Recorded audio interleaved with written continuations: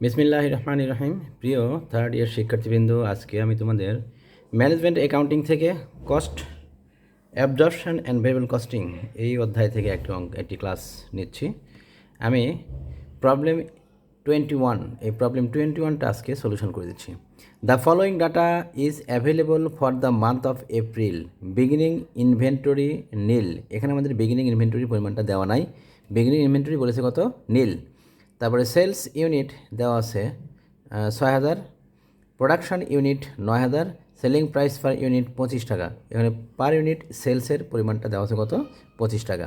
Direct manufacturing expenses per unit, মানে এটাই হচ্ছে আমাদের variable cost.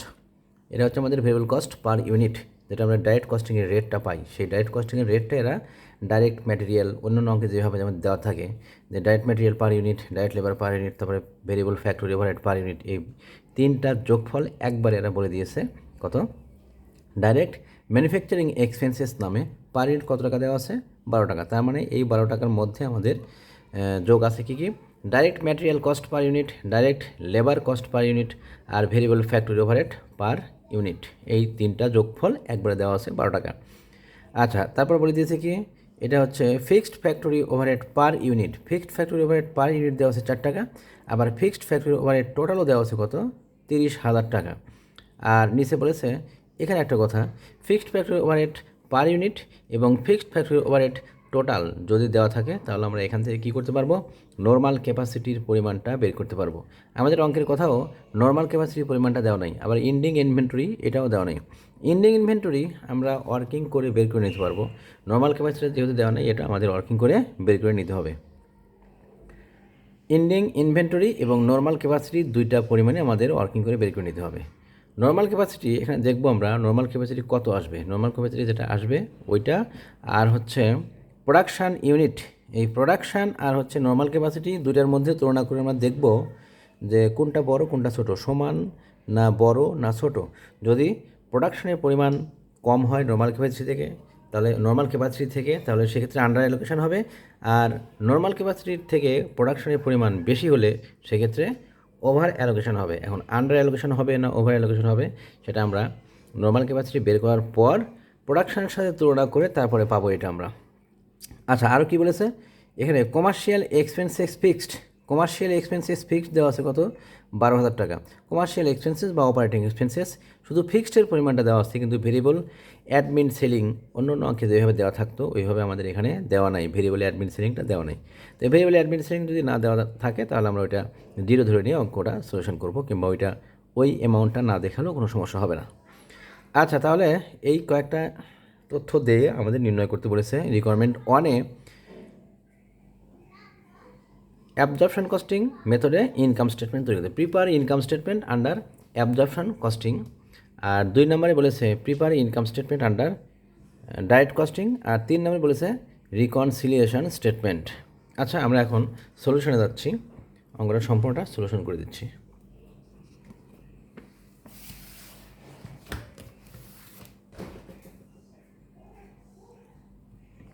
Problem 21, solution. Working on calculation of manufacturing cost per unit under direct and absorption costing. আমরা direct এবং absorption costing মেথডে variable direct কস্টিংয়ের rate কত এবং অ্যাবজর্পশন কস্টিংয়ের রেট কত, প্রোডাকশন কস্ট পার ইউনিট কত আসে, এটা আমরা বের করে নেব।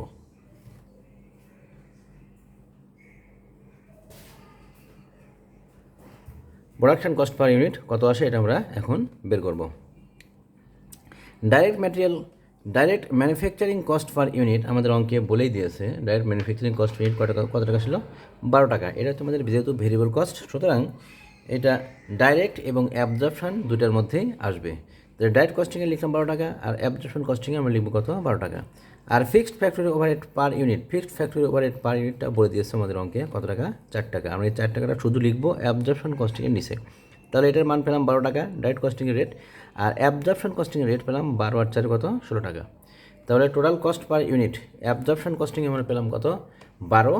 আর ডাইরেক্ট অ্যাবজর্পশন কস্টিংয়ে পেলাম আমরা 16 টাকা, আর ডাইরেক্ট কস্টিংয়ে পেলাম কত? 12 টাকা।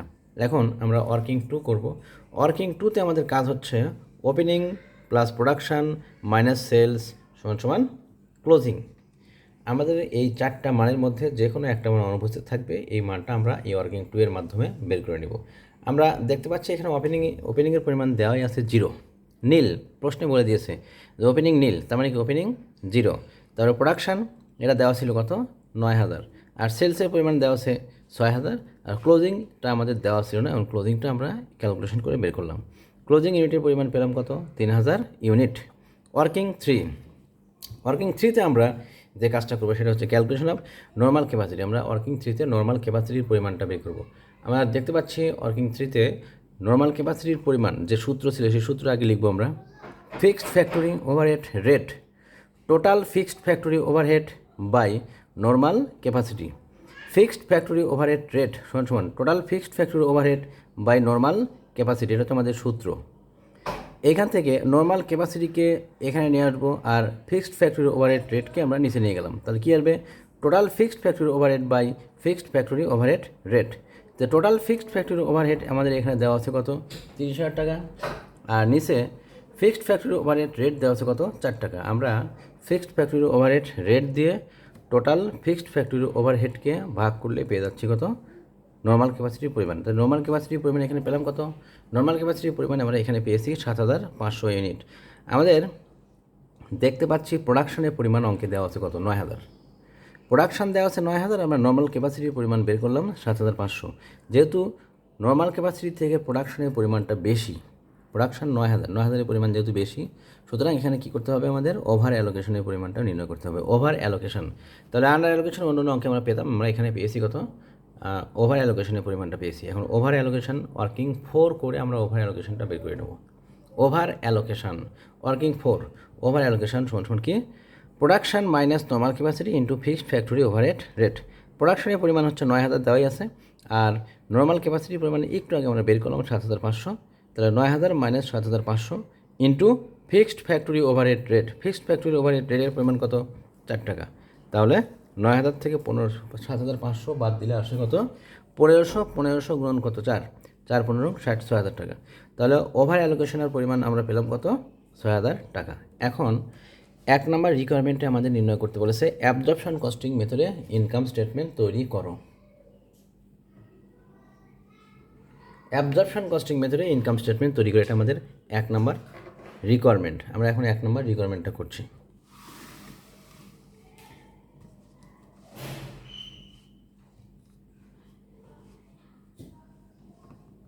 Requirement on dot dot dot company, কোম্পানির নাম যেহেতু দেওয়া নেই আমরা কোম্পানির নাম দিলাম না, কোম্পানি। তারপর income statement under absorption costing for the month ended April 30, আমাদের এপ্রিলের 1 মাসের হিসাবে এখানে বলেছে, সুতরাং আমরা লিখব for the month of April, for the month ended April 30 dot dot dot, সালটা উল্লেখ নাই। আচ্ছা, পার্টিকুলার্স, এখানে টাকার কলাম 2টা আসবে, টাকা টাকা। তারপর আমরা প্রথমে কী লিখব, সেলস। সেলসের পরিমাণ কত, সেলস বলেছে 6000 ইউনিট, আর প্রতি ইউনিটের দাম কয় টাকা, 25 টাকা। তাহলে আমরা এখানে লিখব কি, 6000 গুণন 25 করে পেলাম কত, 1,50,000। আচ্ছা, less cost of goods sold, cost of goods sold কী আসবে, cost of beginning inventory, beginning inventory নাই, তাহলে এখানে 0। অ্যাড কস্ট অফ প্রোডাকশন, প্রোডাকশনের পরিমাণ 9000, রেট ছিল 16 টাকা, গুণ করলাম করে 1,44,000 বের করলাম, এখন কত আসলো, 1,44,000 টাকা। এটা cost of goods available for sale, এর নাম কি, এর নাম হচ্ছে cost of goods available for sale. এরপর আসবে less cost of ending inventory, ending ইনভেন্টরির পরিমাণ আমরা ক্যালকুলেশন করে বের করে নিয়েছি। ওয়ার্কিং 2তে 3000 ছিল, এবং 3000কে আমরা গুণ করবো কত দিয়ে, অ্যাবজর্পশনের রেট 16 টাকা ছিল, 16 টাকা দিয়ে গুণ করে পেলাম কত, 48,000 টাকা। এটা আমরা এখান থেকে কী করবো, বিয়োগ করবো, 1,44,000 থেকে 48,000 বিয়োগ করলে আসে 96,000 টাকা। আর এই 96,000 টাকার নামেই হচ্ছে cost of goods sold at standard. এবার cost of goods sold at standard থেকে cost of goods sold at standard পেলাম। এখন আমরা cost of goods sold at standard থেকে বাদ দিব ওভার অ্যালোকেশন। আমরা দেখতে পাচ্ছি এখানে ওভার অ্যালোকেশনের পরিমাণ কত, ওভার অ্যালোকেশন ছিল 6000 টাকা। ওয়ার্কিং 4-এ আমরা বের করেছি ওভার অ্যালোকেশনের পরিমাণ 6000। তাহলে 96 থেকে 6000 বাদ দিয়ে আমরা পেলাম কত, 90,000। এই 90,000 টাকার পরিমাণকে আমরা বলবো কি, cost of goods sold at actual. এখন এই 90,000কে বাদ দিব, উপরে আমরা পেয়েছি কী ছিল, সেলসের পরিমাণ 1,50,000। এই সেলসের পরিমাণ 1,50,000 থেকে এই 90,000 cost of goods sold at actual বাদ দিলে পাবো কত, গ্রস প্রফিট 60,000 টাকা। যে গ্রস প্রফিটের পরিমাণ পেলাম কত, 60,000। এখন এই 60,000 গ্রস প্রফিট থেকে আমরা বাদ দিব কি,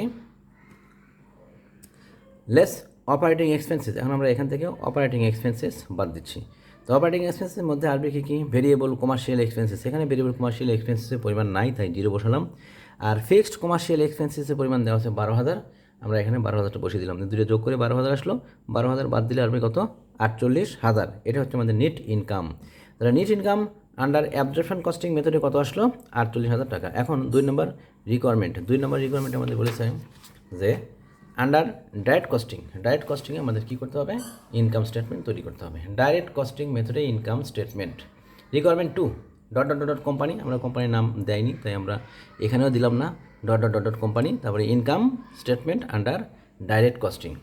তারপরে কী আসবে for the month ended April 30। প্রথমে আসবে পার্টিকুলার, তারপরে টাকা। প্রথমে আসবে কি সেলসের পরিমাণ কত 6,000, কয় টাকা করে 25 টাকা করে। তাহলে 6,000 গুণন 25 করে 1,50,000। Less variable cost of good sold. তো প্রথমে আসবে variable cost of beginning inventory নাই নীল। অ্যাড ভেরিয়েবল কস্ট অফ প্রোডাকশানের পরিমাণ ছিল 9,000 আর প্রতি ইউনিট এখানে আমাদের ডাইরেক্ট কস্টিংয়ের রেট ছিল 12 টাকা। তাহলে 9,000কে 12 দিয়ে গুণ করলাম, আসলো 1,08,000। আমরা এখানে যোগ করে পেলাম কত 1,08,000 টাকা। এটাই হচ্ছে variable cost of goods available for sell. এখান থেকে বাদ দিব less variable cost of ending inventory. Variable cost of ending inventory পরিমাণ এখানে বলে দিয়েছে ইন্ডিং ইনভেন্টরি ছিল 3,000 আর 12 টাকা হচ্ছে রেট। গুণ করলাম, গুণ করে পেলাম 36,000। আমরা 1,08,000 থেকে বাদ দিব, 1,08,000 থেকে 36,000 বাদ দিয়ে আমরা পাচ্ছি কত 72,000। এই যে 72,000 আসলো, এর নামই হচ্ছে variable cost of goods sold at standard and actual. Under allocation বা ওভার অ্যালোকেশন কখনোই ডাইরেক্ট কস্টিং পদ্ধতিতে আসবে না, ডাইরেক্ট কস্টিং মেথডে আসবে না। তাহলে এই জন্য আমরা এখানে কী করলাম, আর এই অঙ্কে আনফেভারেবল বা ফেভারেবল বলে কোনো অ্যামাউন্ট দেওয়া নাই, তাই আমরা এখানে এই যে অ্যামাউন্টটা পেলাম ইন্ডিং ইনভেন্টরি বাদ দিয়ে এটাকে সরাসরি বলবো কি variable cost of goods sold at standard and actual. 72,000, এই 72,000 বাদ দিব কোথা থেকে 1,50,000 থেকে বাদ দিয়ে যেটা আসবে এর নাম হচ্ছে গ্রস কন্ট্রিবিউশন মার্জিন 78,000। এই গ্রস কন্ট্রিবিউশন মার্জিন 78,000 এখান থেকে আমরা বাদ দিব কি less variable admin and marketing expenses এই অঙ্কে, বা ভেরিয়েবল কমার্শিয়াল এক্সপেন্সেস। এখানে ভেরিয়েবল কমার্শিয়াল এক্সপেন্স বলে কোনো অ্যামাউন্ট দেওয়া নাই, তাই এটা 0 বসিয়ে দিলাম। 78,000 থেকে 0 বাদ দিলে 78,000ই আসবে। এটা কি বলবো আমরা নেট কন্ট্রিবিউশন মার্জিন। এখন নেট কন্ট্রিবিউশন মার্জিন থেকে আমরা বাদ দিব ফিক্সড এক্সপেন্সেস। এখানে ফিক্সড এক্সপেন্সেস কত আছে, ফিক্সড কমার্শিয়াল এক্সপেন্সেস 12,000 আর ফিক্সড ফ্যাক্টরি ওভারহেড আছে কত 30,000। দুটো যোগ করলাম, যোগ করে পেলাম 42,000। তাহলে 42,000 আমরা এখান থেকে বাদ দিলে পাচ্ছি 36,000। এই 36,000 কি বলবো net income under direct costing. এখন 3 নম্বর রিকোয়ারমেন্টে আমাদের বলেছে কি রিকনসিলিয়েশন স্টেটমেন্ট তৈরি করো। রিকনসিলিয়েশন স্টেটমেন্ট আমরা অন্য অঙ্কের মতো এখানেও সেমভাবে রিকনসিলিয়েশন স্টেটমেন্টটা তৈরি করে দেখাচ্ছি। প্রথমে requirement 3 dot company reconciliation statement for the month of April 30। Particular টাকার কলম একটাই আসবে। নেট ইনকাম আন্ডার প্রথমে কী লিখবো আমরা net income under direct costing, সবসময় আমরা ডাইরেক্ট কস্টিংকেই আগে লিখবো। আর নেট ইনকাম আন্ডার অ্যাবজর্পশন কস্টিংকে আগে লিখবো। Net income under absorption costing 48,000 আর net income under direct costing 36,000। 48 থেকে 36,000 বাদ দিয়ে আমরা পাচ্ছি কত 12,000। এটাকে বলবো ডিফারেন্স ইন নেট ইনকাম 12,000। আর ডিফারেন্স টু বি এক্সপ্লেইনড, এর নাম কি ডিফারেন্স টু বি এক্সপ্লেইন। এটা আমরা কী করবো আমরা এখন এক্সপ্লেইন করবো। Difference in inventory ending minus beginning under absorption costing. তো কী করবো এন্ডিং ইনভেন্টরি থেকে বিগিনিং ইনভেন্টরিটা বাদ দিব আর গুণ করবো কত দিয়ে 16। অ্যাবজর্পশনের রেট দিয়ে গুণ করবো, গুণ করলাম, গুণ করে পেলাম কত 48,000। এটা হচ্ছে আমাদের অ্যাবজর্পশন কস্টিংয়ের মান, এন্ডিং ইনভেন্টরি পার্থক্যের মান। এবার ইনভেন্টরি পার্থক্যের মান এন্ডিং আর বিগিনিংয়ের যে পার্থক্য সেই পার্থক্যের মান পেলাম। এবার আন্ডার ডাইরেক্ট কস্টিংয়ের রেট কত ছিল মান ছিল কত, এখানে 12 টাকা রেট ছিল, রেট দিয়ে গুণ করবো এন্ডিং থেকে বিগিনিং বাদ দিয়ে আমরা পাচ্ছি কত 36,000। তাহলে 48 থেকে 36,000 বাদ দিয়ে আমরা পেয়ে গেলাম কত 12,000। এটি হচ্ছে ডিফারেন্স এক্সপ্লেইনড। এটাকে বলবো না ডিফারেন্স এক্সপ্লেইনড। তাহলে রিকনসিলিয়েশন স্টেটমেন্ট আমাদের হয়ে গেল। এটা এক জিনিস মনে রাখতে হবে যে প্রথমে আমরা অ্যাবজর্পশন কস্টিংয়ের মানটা লিখবো ইনকাম নেট ইনকামের মান, তারপরে এখান থেকে আমরা নেট ইনকাম বাদ দেবো আন্ডার ডাইরেক্ট কস্টিং, তারপরে মানটা আগের মতোই সেম। আজকে এ পর্যন্তই, সবাই ভালো থাকো, আল্লাহ হাফেজ।